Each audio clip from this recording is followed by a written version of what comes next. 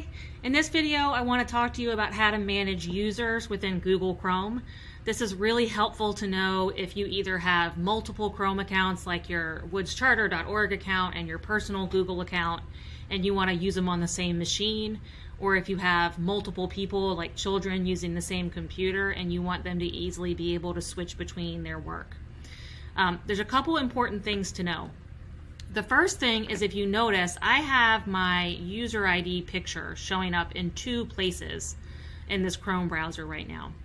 One is down here in kind of the actual application window, and the other is up here kind of in the toolbar next to the Omnibox, where you can also see I have all my add-ons.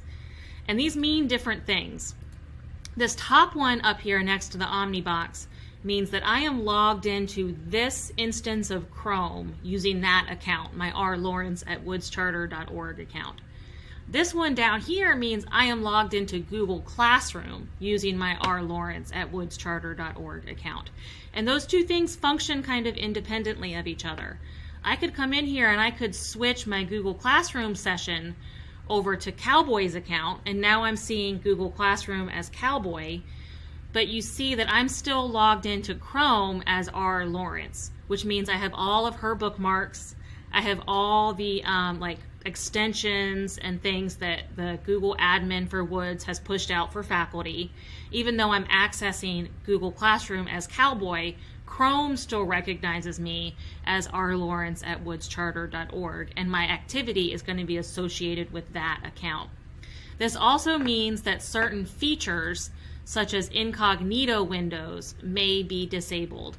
And sometimes when folks have been taking their Google certification exam, which requires you to open an incognito window, that's one place they've been running into trouble.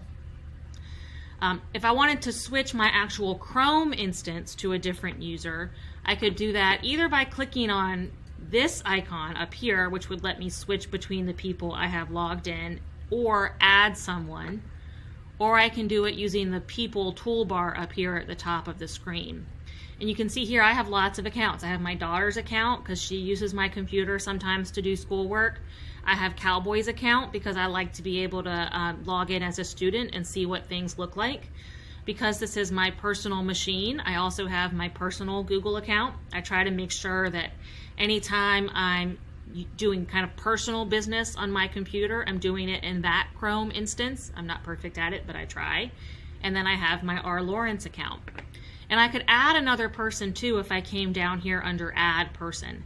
If you wanted to add another user, select Add Person. And then as long as you're adding a Woods Charter account, you should come here and say that you're already a Chrome user and that you want to log in. And then you would just log in using your Woods Charter account credentials just like you always would. So whoever at woodscharter.org, and then put in your email. And then once you log in as that person, they'll show up here under these tabs so you could switch between them. They will not automatically show up here, right? Like if I click on this, you'll see that Cowboy's here because at some point I logged into this Chrome instance as Cowboy in Google Classroom, but Kara's not showing up. If I wanted Kara to show up in this drop down, I would have to add her separately by logging her in on this Chrome window to Google Classroom. This is really nice, one, because you can see I can kind of switch back and forth between these different accounts, and it sort of keeps track of where I was. Like when I go back to one account, it's going to pick up where I left off. It's also nice because it keeps your data kind of segregated, right? If I'm doing like checking my personal email or my Facebook or something, I may not want to do that on my Woods Charter account because I don't want that data associated with and managed by the Woods Charter domain. I hope this information is helpful. If you have any questions, please feel free to let me know. This is definitely one of my favorite Chrome hacks to be able to switch between users easily. So feel free if I missed something or if you have any questions to drop them in the comments.